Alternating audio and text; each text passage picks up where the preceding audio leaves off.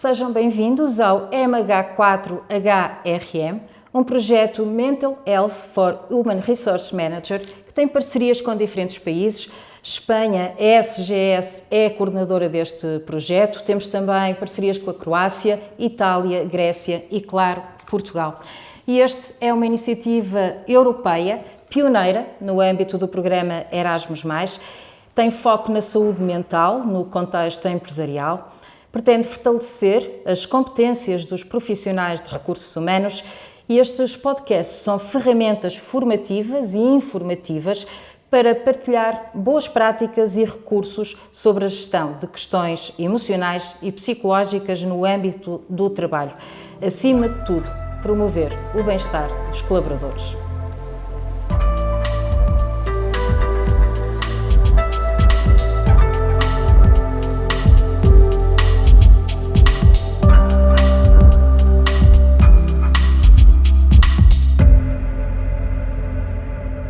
Sejam bem-vindos a mais um podcast sobre recursos humanos e saúde mental. Um tema importante, atual e muito pouco falado ainda hoje.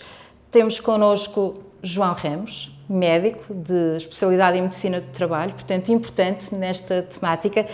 Penso que não vou cometer nenhuma gafe, mas é técnico superior de segurança, é também formador e exerceu no SNS, portanto no Serviço Nacional de Saúde, Medicina Familiar. Está muito apto a trabalhar com micro e médias empresas e, portanto, na sua experiência já lidou certamente com casos onde a saúde mental estava fragilizada. O que lhe pergunto é que sinais é que se pode encontrar ou reconhecer quando a saúde mental de um trabalhador, de um funcionário, poderá estar em causa?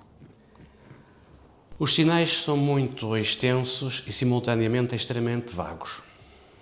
Depende muito da sensibilidade da pessoa que acompanha esse mesmo trabalhador, quer seja médico, quer seja alguém da chefia, inclusivamente às vezes as pessoas, colegas com o mesmo posto de trabalho. Uma das coisas que nunca acontece, aqui o que eu vejo em termos de chefias, e quando eu digo chefias, digo inclusivamente as intermédias, é que nunca ninguém pergunta ao trabalhador, então, como é que estás? Como é que está a tua família? Porque quantas e quantas vezes as alterações comportamentais ou labilidade emocional, etc., não têm absolutamente nada a ver com o trabalho em si. Muitas vezes têm a ver com aquilo que está por trás. Família, filhos doentes, filhos deficientes, doenças graves, onde as pessoas não têm abertura e não querem sequer conversar. Por conseguinte, acho que as coisas começam exatamente por este ponto.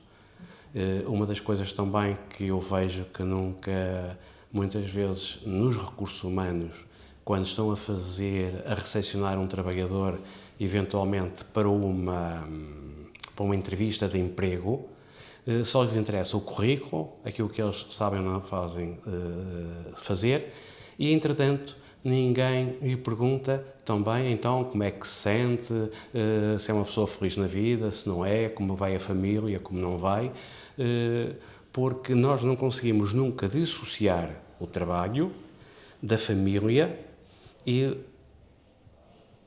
tudo aquilo que rodeia ambos. Porque às vezes são próprios colegas de trabalhos que eventualmente um ou outro que não está bem e aquela pessoa sofre mais em termos psicológicos, outras vezes vem da família, enfim, montes de situações que seria aqui quase uma lista infinita. E é possível identificar alguns sinais mais claros, mais visíveis de que um trabalhador possa não estar bem? Fundamentalmente, as alterações que ele possa vir a apresentar ou a demonstrar perante os outros daquilo que não era habitual nele. Ou seja, se alguém sempre foi uma pessoa, como é de dizer, de bom trato, alguém que nunca levantou a voz a ninguém e de repente passa a ter um trato execrável ou eventualmente a gritar por tudo e por nada, E isso é sinal mais que evidente de que alguma coisa não está bem. Outros, pode ser, por exemplo, o isolamento num local de trabalho, deixam de conviver com os colegas, deixam de conversar em equipe, aquilo que antes faziam. Por isso é tudo tão... Mas esses pequenos sinais, que até acabam por ser grandes, mas podem alertar chefias ou até mesmo recursos humanos para uma situação que possa não estar bem com aquela pessoa, não é? E o doutor há pouco falou de algumas causas, porque muitas vezes focamos a fragilidade da saúde mental em contexto de trabalho. Mas às vezes é lá que se reflete, mas as causas podem ser exteriores ao contexto laboral. E nessa altura, o que é que acha que é importante fazer? O que é que os recursos humanos, o que é que as chefias podem fazer numa situação em que se apercebem de que algo não está bem? Os recursos humanos ou as chefias, muitas vezes para chegar às chefias dos recursos humanos ou à chefia mesmo da empresa, têm uma série de chefias intermédias que eu considero que às vezes acontece como no exército, em que o soldado tem uma coisa a reportar, mas não pode fazê-lo diretamente ao comandante da unidade, que seja um coronel ou algo assim, não. Tem que passar exatamente por todos os pontos intermédios. Isto é uma dificuldade. Aí teria que também as próprias empresas agilizarem a comunicação de qualquer trabalhador, por exemplo, com um gabinete que possam eventualmente criar para dirimir conflitos, que tenham o nome de dirimir conflitos, mas que no fundo quem lá está que tem outra perspectiva para ver as coisas e para as sentir. E acho que fundamentalmente esta situação, por isso, isto passa muitas vezes exatamente por a pessoa que está acima ou pelos próprios colegas e não propriamente pelas chefias de topo da empresa. E deve-se abordar a pessoa, deve-se tentar falar com a pessoa, mas se calhar de uma forma mais pessoal, mais íntima, para não falar à frente de toda a gente. Como é que se deve tratar uma situação dessas? Isso é uma situação extremamente complicada, autenticamente. Porquê? Porque normalmente as pessoas não querem falar dos seus assuntos pessoais, das coisas que são íntimas. E por isso é que têm dificuldade, inclusivamente, em pedir ajuda, vamos supor, a um psiquiatra. Preferem ir a um neurologista, porque o neurologista trata o problema dos nervos, que está associado não aos nervos da ansiedade, mas está associado às outras coisas. Então, passa a ser um estigma se eu disser que eu vou ao psiquiatra ou eu vou ao psicólogo. Então, arranjo uma situação intermédia. Vou ao neurologista. Eu vejo que uma grande parte dos neurologistas, as pessoas saem de lá medicadas e andam a ser medicadas exatamente da área psiquiátrica. Outro ponto extremamente importante é o sigilo. E é aquilo que não se vê nas empresas. É que se alguém conta alguma intimidade relacionada até com uma doença grave que a própria pessoa tenha, ou que tenha descoberto, ou que tenha de um familiar, ou que tenha outra coisa qualquer, costuma-se dizer que, ou seja, como dizia o meu avô, podes-me contar o que quiseres, que eu guardo pleno segredo. Só conta uma pessoa de cada casa. Pronto, ou seja, isto em termos de empresas, lamentavelmente é aquilo que acontece. Aquilo que eu vejo em termos gerais. As pessoas não sabem guardar sigilo daquilo que é mais pessoal e dos outros. Isso é uma situação de agravamento, exatamente, quer da situação do trabalhador que está nessa situação, eventualmente, que está vulnerável, quer de outros que eventualmente possam estar e dizem, não, agora se acontece aquilo ou aquele, o que é que não poderá eventualmente acontecer a mim? Quando falamos de saúde mental nas empresas, falamos de quê, doutor? Falamos de uma coisa que normalmente as pessoas tendem, as empresas, muitas, felizmente algumas já não, a ver um trabalhador mais como uma máquina. Então, esse trabalhador tem que fazer determinada função. E é aquela função que ele foi contratado e que vai para lá, e é essa função que tem que fazer. Por conseguinte, os problemas familiares, dizem-nos alguns muito diretamente, ficam à porta da unidade fabril ou à porta da empresa. Aqui, esses morreram. Aqui, trata-se das coisas que eventualmente estão aqui. Pronto. E isso faz que também, outras vezes acontece ao contrário, que problemas existentes dentro da empresa, até de relacionamentos, de bullying, de tudo, de assédio, se transmitam na vida pessoal fora. Onde as pessoas também não são capazes de o dizer, porque senão pode pôr em risco a empregabilidade que tem naquele momento. Segundo, se perder o emprego, vai piorar a família, porque é menos uma remuneração que entra e muitas vezes até é única. Noutras situações, então, as pessoas vão aguentando aquilo que está a acontecer em termos da empresa, até ao momento em que se costuma dizer que caíram verdadeiramente no fundo do poço, sem ter nada onde se agarrarem, sem ter nenhuma corda, sem terem nada. E aí passa a ser a desgraça. Não conseguindo, muitas vezes, a partir desse momento, nós conseguir recuperar mentalmente ou um trabalhador, ou um funcionário, ou uma coisa qualquer em termos de saúde mental. Na sua experiência, esse fundo do poço é o que acontece mais? Ou seja, as pessoas só recorrem à ajuda quando já estão numa fase muito avançada de fragilidade? Nem sempre. Às vezes as pessoas, quando estão nessa fase, muitas vezes são obrigadas a pedir ajuda, são obrigadas a ir a uma ajuda imposta por terceiros.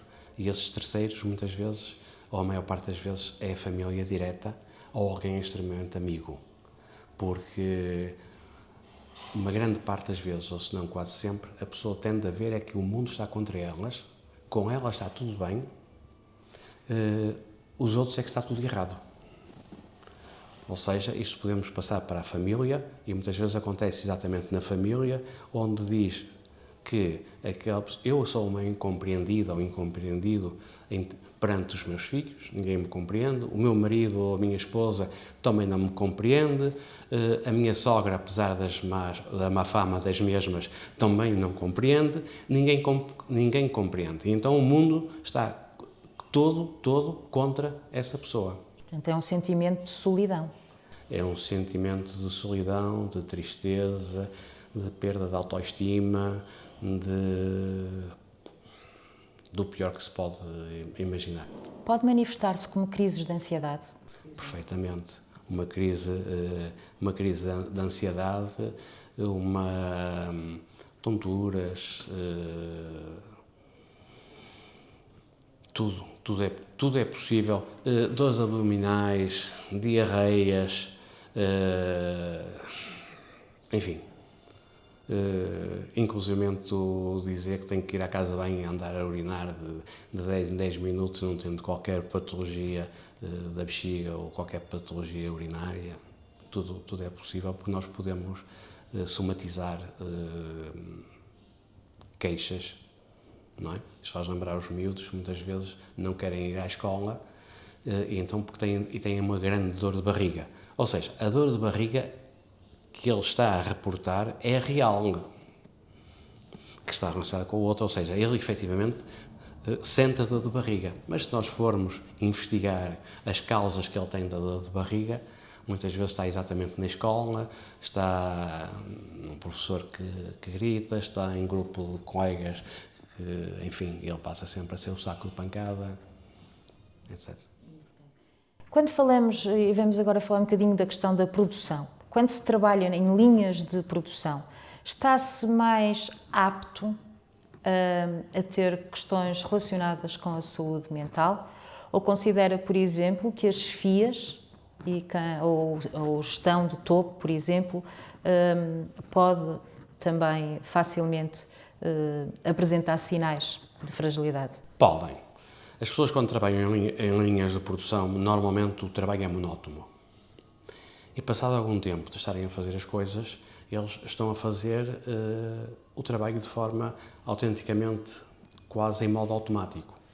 E quando eles estão a fazer o trabalho em forma automática, não conseguem dizer eu sou útil em alguma coisa porque eu faço alguma coisa por mim e estou a apresentar alguma coisa minha. Por isso, aí é um problema, porque só algumas pessoas que efetivamente se conseguem adaptar a esse tipo de trabalho, mas isso são poucas. Os outros nunca gostam. Por isso é que a mudança, a rotatividade, por exemplo,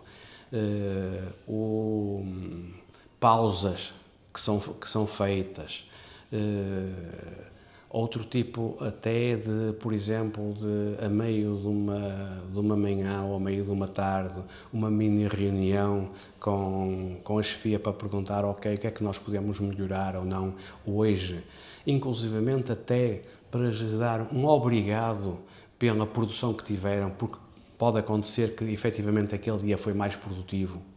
Ou seja, há fábricas que põem sempre os índices de produção à entrada, quando as pessoas estão a entrar na atividade para o trabalho. E então é assim, nós não podemos fazer menos do que aquilo que eu fazia antes. Mas se eu hoje, por coincidência, me dói ligeiramente um ombro, um cotovelo, ou me dói uma mão, se calhar já não vou produzir o mesmo. E então, muitas vezes, vêm perguntar, afinal, porque é que não conseguiste fazer X unidades e só fizeste X menos Y? Isso põe uma carga enorme em cima das pessoas e leva exatamente as pessoas a entrar em burnout, a não suportarem o trabalho, etc.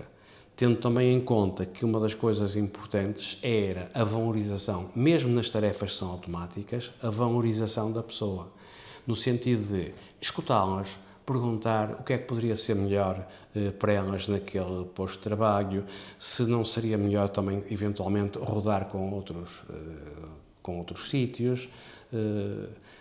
Mas isso é uma coisa que está tão institucionalizada, quase, nos nossos empresários, muitas vezes não os empresários, são exatamente as tais chefias intermédias todas por aí, que as coisas têm que estar assim, porque eu tenho que apresentar resultados à chefia, o outro tem que apresentar resultados à chefia, também não podemos, a produção que temos, não podemos ter material rejeitado, ou seja, as coisas que não saem bem e que no fundo têm que ser ou recicladas ou ir diretamente para o lixo, já passaram a ser mais do que aquilo que eventualmente era expectável. Por isso, há tanta pressão, tanta a sofrer pelos nossos trabalhadores. Na sua experiência, acha que a visão sobre a saúde mental tem vindo a mudar? Eu, como médico do trabalho e também como auditor das auditorias que fazia, só tive uma única empresa numa auditoria que no final, na reunião geral feita com a administração e com as pessoas, chefes das áreas que foram auditadas, no final diz assim, bem, de tudo aquilo que está escrito, o que é que mais nós poderemos fazer, efetivamente, para melhorar a situação dos nossos trabalhadores? Uma única empresa. Talvez isto diga tudo. Acha que a produção, e isso eu acredito, não é? E está comprovado, que a produção, seja em que área for, seja em termos de fábrica, seja outro tipo de empresas, toda a produtividade, a produção de um trabalhador está automaticamente ligada ao bem-estar? É óbvio que tudo também está ligado ao bem-estar. O que é necessário é que, exatamente, quem comanda a empresa também tem essa noção. Porque não é só o bem-estar físico que nós sabemos perfeitamente que movimentos de repetitividade podem provocar lesões físicas, desde epicondilites, patologias do ombro, etc. E por isso é que nós temos as doenças profissionais que estão relatadas. Só que em relação à saúde mental, também os riscos são iguais, só que a nossa legislação em termos de doenças profissionais na saúde mental, e presumo que também no seu conjunto os países da União Europeia, é algo que não está valorizado. Porque é mais difícil de aferir, porque é mais... tem todas as dificuldades, ou eu diria, de poderem atribuir a outros fatores que menos exatamente o trabalho que é executado. Não, aquilo não tem a ver dali, é que tem a ver com uma doença que teve, ou porque o pai é que está doente, é a mãe que está, ou até ter avó que já morreu há não sei quantos anos, é que agora ficou doente e por isso é que ele faltou faltou ao trabalho, não é? Mas pronto, é essa a dificuldade toda.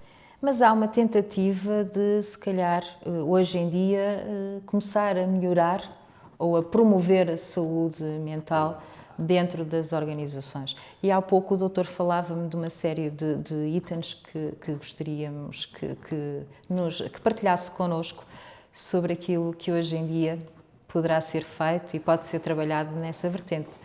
Não, exatamente. Há muitas coisas que podem ser feitas, não é? E que, por exemplo, em relação a recursos humanos, e quando eu digo recursos humanos, não falo só nos recursos humanos, como já devem ter entendido, a pessoa que está a recrutar pessoas ou que está a fazer os pagamentos, não. No fundo, recursos humanos são todas as pessoas que fazem parte da cadeia e cada uma sempre em relação aos seus, entre aspas, subordinados. E nessa situação, presumo que a capacitação focada em habilidades como inteligência emocional era uma situação também importante, a regulação emocional, a resolução de problemas dentro da empresa ou entre pessoas que estão, a comunicação interpessoal também e os primeiros socorros mentais.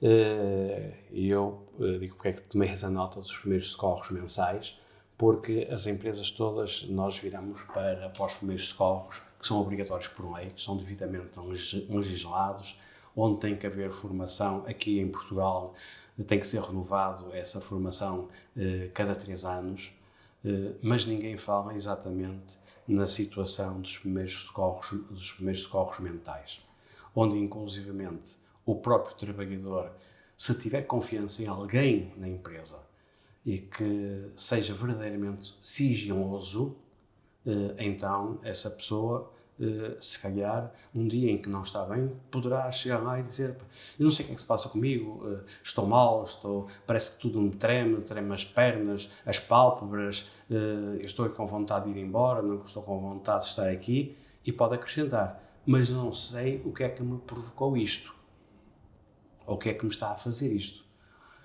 Que esse é outro problema, que uma grande parte das vezes nós não sabemos aquilo que nos está a provocar as patologias mentais. No entanto, às vezes também as identificamos, mas estão mal identificadas pelo próprio. Que não é exatamente aquilo a causa, mas a causa é outra, completamente diferente do que aquela que ele, eventualmente, como trabalhador, aponta. Os primeiros socorros mentais é algo que não está implementado nas empresas. E isso exige o quê? Formação específica nas várias chefias, ou também pode ser dado para todas as pessoas? Esse é um pouco mais complexo.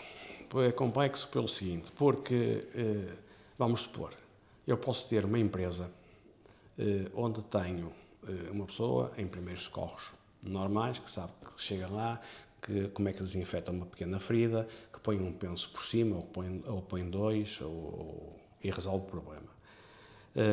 Aí teríamos que ter alguém que tivesse essa sensibilidade mental, que fosse altamente sigilosa, mas que fundamentalmente fosse uma pessoa a quem todos respeitassem como competente. Ou seja, isso faz lembrar de uma hierarquia, onde eu posso ter alguém que hierarquicamente é que tem a competência final e, no entanto, nenhum dos seus subordinados reconhece competência. Se quer um par, tal qual eles, se disser, não, nós vamos fazer isto ou vamos fazer de outra forma, todos vão fazer porque veem a autoridade. E isso muitas vezes é que está completamente separado nas empresas, que é a autoridade estatutária não corresponde à autoridade que as pessoas reconhecem, não é? Reconhecida exatamente pelos outros. E as empresas muitas vezes também não vão atrás disso, porque essas pessoas a quem a autoridade é reconhecida pelos seus pares, muitas vezes essa é que devia ser a chefia. E os primeiros socorros ajudam a sinalizar, se calhar, os primeiros sintomas de que algo não está bem. Estes primeiros socorros às vezes poderiam não ser propriamente primeiros sintomas, mas podia ser como que, entre aspas, um desabafo que alguém está a ter porque precisa de conversar com alguém e a partir daí para ser exatamente encaminhado. Aqui o meio de trabalho pode funcionar bem, mas também o médico do trabalho não é mais que uma pessoa e, como tal, como pessoa que é, também tem as suas próprias sensibilidades, não é? Ou seja, eu posso ser psiquiatra, por exemplo, mas estar muito mais virado para os problemas da ansiedade e não estar virado, por exemplo, tanto para os problemas depressivos, onde eu possa ter mais dificuldade em tratar, em resolver, ou obsessões, outras coisas quaisquer. E isso com toda e qualquer especialidade médica. Acha que a formação deverá ser transversal na área da saúde mental? Deverá ser transversal na empresa e, por exemplo, e focando nos recursos humanos, até porque este podcast é muito focado nesta vertente, a formação de recursos humanos deveria ter parte da saúde mental? A formação dos recursos humanos deveria ter, e assim como todas as FIAs, porque muitas vezes basta o dizer um obrigado, um parabéns por aquilo que fizeste hoje, um obrigado por, olha, eu sei que tens o teu filho que está doente e que efetivamente arranjaste forma de ficar com alguém e vieste trabalhar. Isso é o reconhecimento. E quem não é reconhecido tenta não estar bem, seja onde for. Isto acontece dentro da própria família. Se dentro de um casal nunca ninguém disser obrigado ao outro, rapidamente as coisas vão acabar. Em termos de empresas, funciona exatamente da mesma forma. E quando a saúde mental falha, o que fica, doutor? Fica um grandíssimo problema, onde muitas vezes as pessoas se autodespedem, conforme eu conheço casos, em que ao fazer o autodespedimento, o que acontece é que as pessoas não têm direito a fundo de desemprego, não têm direito a nada. E eu, por exemplo, posso dar o exemplo aqui de um acontecimento de alguém que era enfermeiro, tinha uma patologia psiquiátrica grave, onde de vez em quando descompensava, às vezes, então ficava sem trabalhar, quando voltava era excelente como enfermeiro, mas um belo dia, nesses momentos de descompensação, resolveu preencher um papel e pedir a exoneração do cargo. E a chefia, pura e simplesmente, aceitou a exoneração e ele ficou desempregado, como desempregado que estava. Não tinha direito a fundo de desemprego, não teve, a sua saúde mental agravou-se muitíssimo, porque depois faltou-lhe o dinheiro para poder pagar medicamentos. houve vizinhos e amigos, etc., que andavam a pagar a medicação e a pagar consultas, etc., e neste momento ele tem uma coisa chamada rendimento mínimo de reinserção. Ou seja, como é que a não atenção de uma entidade empregadora, não é, pode exatamente destruir completamente a vida de alguém que, como trabalhador, era bom profissional, tinha momentos de doença, que nessa altura saía e ficava de baixa médica. Daí ser vital as empresas terem essa inteligência emocional, essa sensibilidade para reconhecer essas fragilidades. Exatamente. Isso é dos pontos mais essenciais. Isso depende também da sensibilidade. Voltamos outra vez à sensibilidade e podemos passar pela sensibilidade emocional. Até aí já podemos subir ao topo dos recursos humanos, não é? E saber porque é que esta pessoa agora de repente me diz que vai embora, não é? Se ela vai embora porquê? Mas tem outro emprego, vai para outra empresa, não vai para outra empresa, é apenas por isso. Mas se vai para outra empresa e era bom trabalhador, porquê é que vai para outra empresa? Porque a pessoa, inclusivamente, pode estar a mudar de empresa e ir para uma onde vai ganhar menos. E onde os seus honorários no final do mês são inferiores, mas dizem assim, mas ali, naquela empresa, a pressão psicológica e a pressão de trabalho é menor. Eu tenho colegas que já foram para lá, até fazem mais, por incrível que pareça, não é fazem menos, fazem mais, mas andam contentes da vida, sem sentirem que o trabalho está a interferir na sua vida pessoal ou na sua vida familiar. E, portanto, preferem mudar mesmo recebendo menos. Exatamente, mesmo recebendo menos. Isso prova que o bem-estar ou a forma como nós nos sentimos nos nossos empregos é superior ao rendimento que trazemos no final do mês. Exatamente, porque continuo a dizer não, isto é a constatação pessoal daquela que eu vou tendo, que um ambiente de trabalho são, esse muitas vezes tem mais valor para as pessoas do que tem a remuneração mensal que possa trazer no final do mês. Tal como acontece com as crianças e agora com tudo aquilo que tem sido falado nas nossas escolas, não é? Que há alunos e que são muito bons alunos, mas que estão-se a recusar de ir para aquela escola. Porquê? Porque têm colegas que andam sempre a fazer pressão, a bater, a roubar os cadernos, a obrigá-los a dar dinheiro. Eu conheço um caso, por exemplo, da escola, mas isto pode-se passar mesmo ao trabalho também. E do trabalho conheço um caso onde alguém foi trabalhar para uma empresa em que, sem qualquer tipo de problemas, tinha uma determinada rentabilidade de trabalho. E foi logo questionada pela pessoa ao lado que estava, não, isso que tu acabaste de fazer agora, que tardou pouco mais de uma hora, isso tem que dar pelo menos para dia e meio. Porque senão estás a contrato, já no final do contrato vais já embora. Incrível, mas isto acontece. E qual é o papel dos recursos humanos aí? O papel dos recursos humanos é conseguirem perceber o que é que está a acontecer.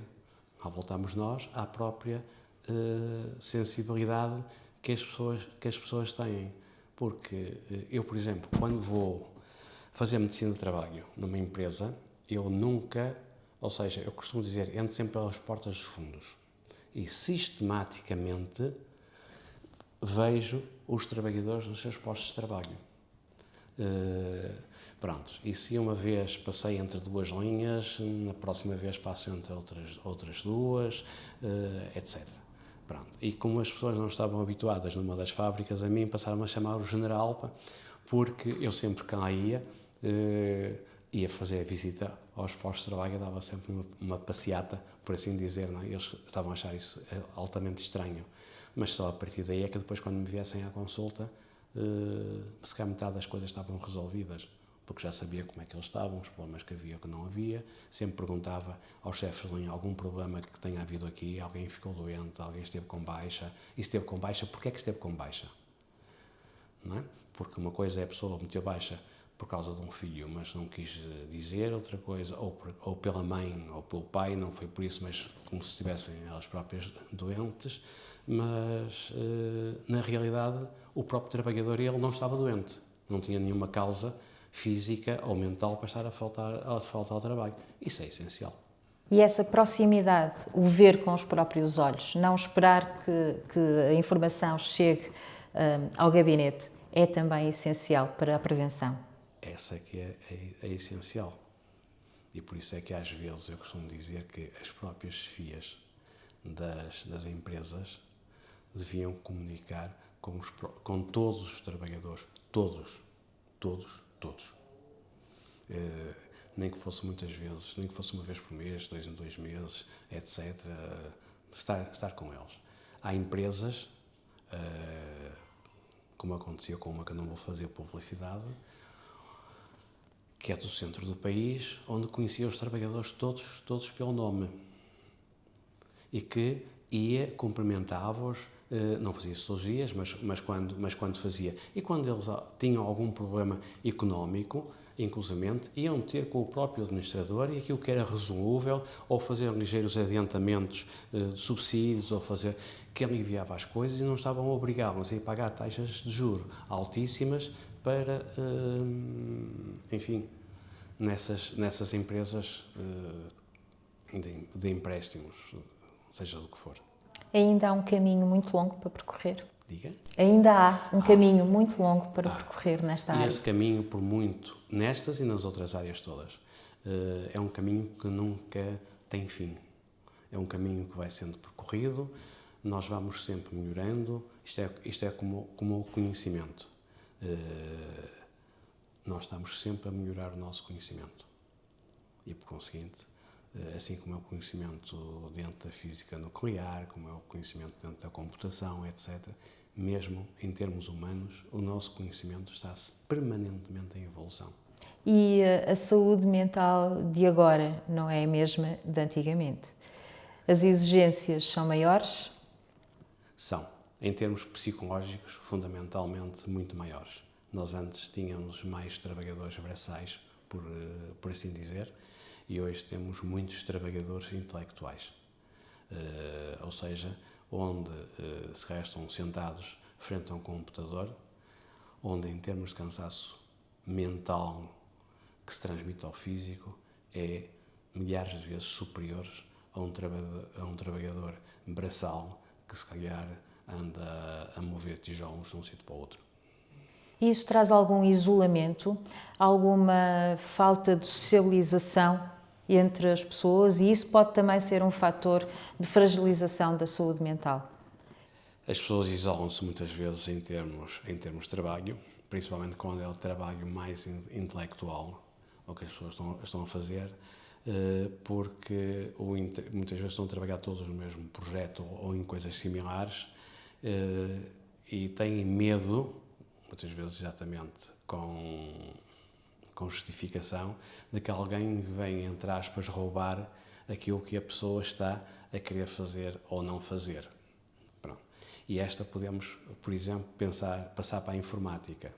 Na informática, há empresas, por exemplo, que estão na programação, que fazem programação, onde a rentabilidade do trabalhador lê-se ou faz-se pelas linhas de código que eles conseguiram meter.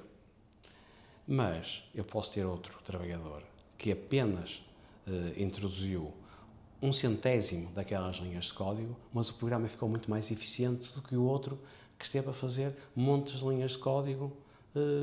Porquê? Porque um mostrou, não, eu fiz, e pode mostrar em termos de um papel, se aquilo fosse impresso, que tem muito trabalho feito, e outro não teve tanto, ou muito menos. Mas se nós formos ver em termos de eficiência, aquele que menos fez foi aquele que foi verdadeiramente mais eficiente em relação ao outro. Isto também tem que ser a própria chefia a conseguir entender exatamente estas diferenças e conseguir entender um pouco a especificidade de cada trabalho que está a ser realizado ou que é realizado por cada um dos seus funcionários, que atualmente tendem a chamar de colaboradores. Ou seja, já não são funcionários, são pessoas que colaboram com a empresa. É um nome mais pomposo. E é positivo? Mas que no final resulta que fica tudo na mesma. Mas considera positivo ou não? Essa mudança de nomeação? É só uma mudança de nome. Aquilo que eu tenho visto das empresas que eu conheço é exclusivamente mudança de nome. Doutor, gostaria de lhe perguntar se considera que esta nova geração está mais apta ou é mais predisposta a ter questões relacionadas com a saúde mental do que as gerações mais antigas. E se sim, gostaria de saber porquê. Não é fácil a resposta, porque assim, há grupos de pessoas mais novas que trabalham apenas para ter um salário. E o que lhes interessa é o salário no final do mês e não têm qualquer empatia, nem têm nada para o emprego e amanhã podem estar a fazer outra coisa qualquer, desde que tenham algo garantido no final do mês, é aquilo que lhes importa. E, por conseguinte, para além de algum trabalho mais manual que possam fazer, não aportam, na realidade, nada para a empresa. Não são capazes de dizer que, se fizéssemos isto de outra forma, poderíamos aumentar a rentabilidade. Depois, há os outros que, efetivamente, para além disso, é mais importante aquilo que eles próprios fazem do que aquilo que o rendimento que podem ter. Pronto, então, esses sim procuram sítios onde trabalhar em coisas que efetivamente gostam e que sejam reconhecidos. Conheço pessoas, por exemplo, em que são capazes, em determinado momento, trabalham numa empresa, acharam que naquela empresa já não tem absolutamente mais nada a dar, então mudam para outra para começar eventualmente noutro projeto e a fazer outra coisa qualquer que gostem. E a seguir mudam também. E fazem as mudanças, independentemente do salário que vão oferir, porque acham que para eles aquilo que eles gostam de fazer é aquilo que lhes dá gozo, por assim dizer, e que dá um bem-estar mental e emocional. Pronto.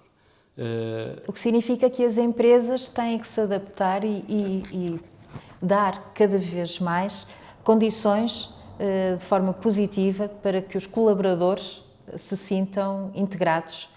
É um desafio. É um desafio, completamente. E este desafio há de ser um desafio ad eternum. Se estivéssemos daqui a um ano a conversar sobre isto novamente, vamos ter uma situação, se calhar, de novos desafios que são postos e assim sucessivamente. Doutor, estamos a chegar ao limite do nosso tempo e eu gostaria de saber se tem algum conselho, alguma opinião que queira deixar. Focando sempre na saúde mental e nos recursos humanos, que é essa a essência da nossa conversa. Em relação aos próprios trabalhadores, aos funcionários, por assim dizer, onde nesses funcionários eu incluo também os recursos humanos, as FIAs, as pessoas que trabalham nos recursos humanos. E que é uma coisa que acho fundamental, que é, quando alguém da nossa família direta, dos nossos amigos, que são amigos e não amigos de circunstância, nos disserem que nós estamos irascíveis, que algo não está bem connosco, que não sabem o que está a acontecer, nessa altura nós acreditemos perfeitamente naquilo que nos dizem e não acreditemos naquilo que nós estamos a sentir. Porque aquilo que nós estamos a sentir exatamente por uma mente que eventualmente em tempos está alterada por uma série de factos e não com a realidade. Ou seja, de uma forma simplista, se alguém atravessa um caminho de monte, de verão e de inverno, no dia em que disserem que houve alguém que foi violentado, que foi agredido, que foi espancado, roubado, a pessoa vai continuar a atravessar o mesmo caminho de monte, mas basta as folhas a moverem-se no chão com a brisa, que já são passos. As árvores a moverem-se com o ar, que já são pessoas a esconderem-se. Ou seja, que perante rigorosamente a mesma situação e a informação que nos foi dada de antes, a nossa percepção muda completamente. Muito obrigada mais uma vez por ter aceito o nosso convite, por ter partilhado toda a sua experiência e os conselhos que deixou. Esperemos que a saúde mental continue, a preocupação com a saúde mental continue a crescer em todas as nossas empresas, sejam as áreas que forem, e que seja transversal a todos os funcionários ou colaboradores. Obrigado eu, e espero que tenha sido ou que possa ter sido útil em alguma coisa. Muito obrigada. Obrigado.